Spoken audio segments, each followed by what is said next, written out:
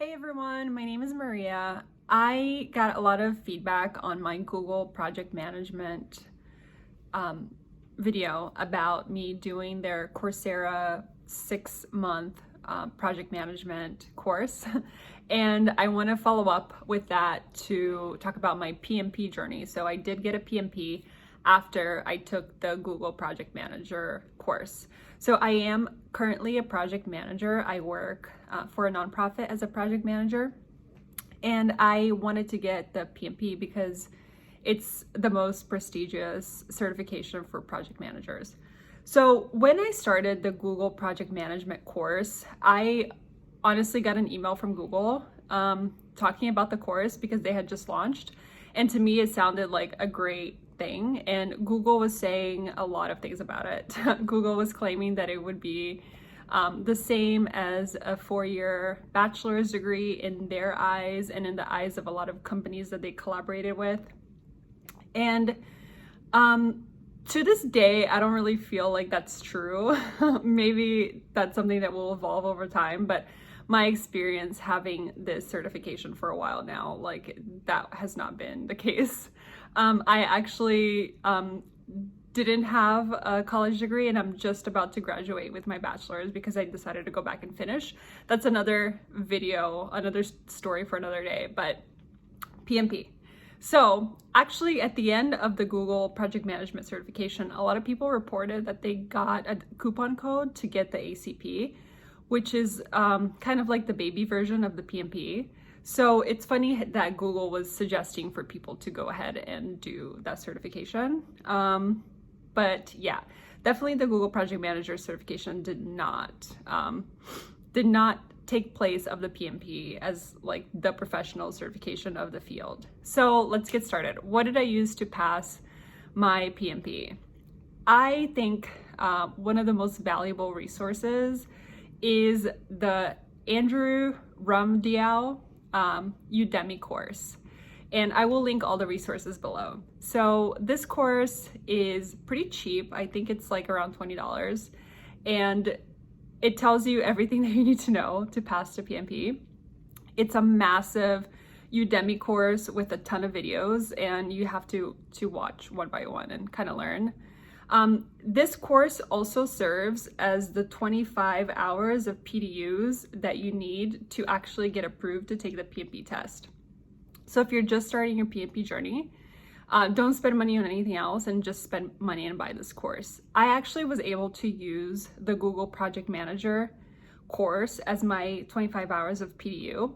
But to be honest, if you're brand new, it's not worth going through that, which is like 6 months of content. Just do this one. So this is like a great value for the money. So I highly recommend. So the other resource, so all of my resources are actually Andrew's, and I think that for my brain, they just worked. One of the other best resources is his YouTube channel. So every Tuesday, he does questions and answers. No, not questions and answers. He does like 10 questions, PMP questions. He goes over them and gives you the mindset behind how to answer them. So I would watch these videos every week. I mean, there's a huge backlog of them, so you can just go ahead and rewatch them. And it gives you an idea of how to start thinking and how to answer the questions, which was the most valuable thing to pass the test, to be honest. So definitely watch his Tuesday YouTube videos. Other resource from Andrew is the TIA, which is his company, PMP exam simulator. At the time that I bought it was $40. So taking the PMP test and a pretest, to be honest, I always dreaded thinking about taking a pretest because I don't want to sit here and do 180 questions. So the way this is set up is 6 tests with 60 questions, and that's way more manageable. So yeah, depending on how you do, you can tell how you'll do on the PMP test. So when I started doing the 6 tests, my scores were lower and they got progressively better. Once you start scoring around 70 or 75, you're good to go. All right. So I was feeling like I needed just a push to sign up to take the test.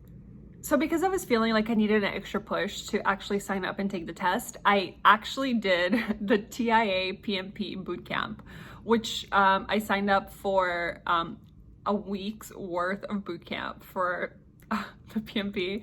And in retrospect, I realized I didn't need to do the bootcamp.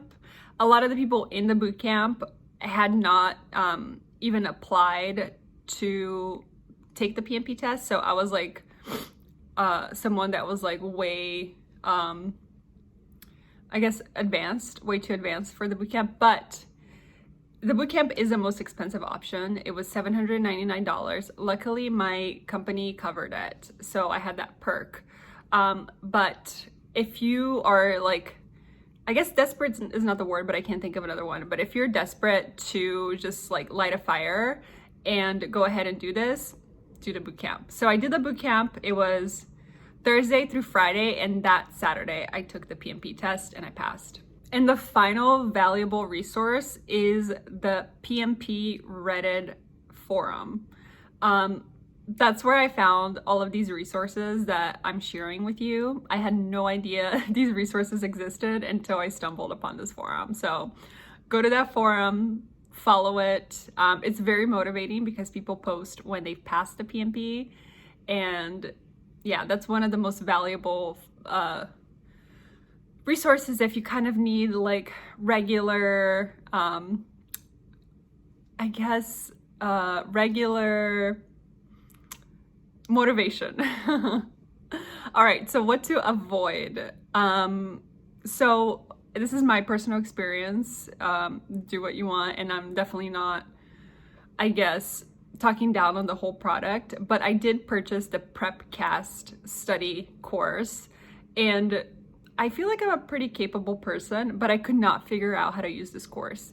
I logged in 2 or 3 times, could not figure out how to use it. It was very confusing platform, and the Udemy platform with Andrew's course is just way better. So unfortunately for me, I paid, I think, $2.99 for it, and by the time that I realized that I might want to request a refund, it was past their 90-day refund. So yeah, that was kind of just a waste of money, and it was a wasted resource. So if you need things that are just UX friendly and make sense, I would avoid that class. Another thing that I bought was the PMP PMBOK book. And when I tell you I did not open that book, I opened it and it reads like an instruction manual for like if you buy a coffee maker, that's what would come.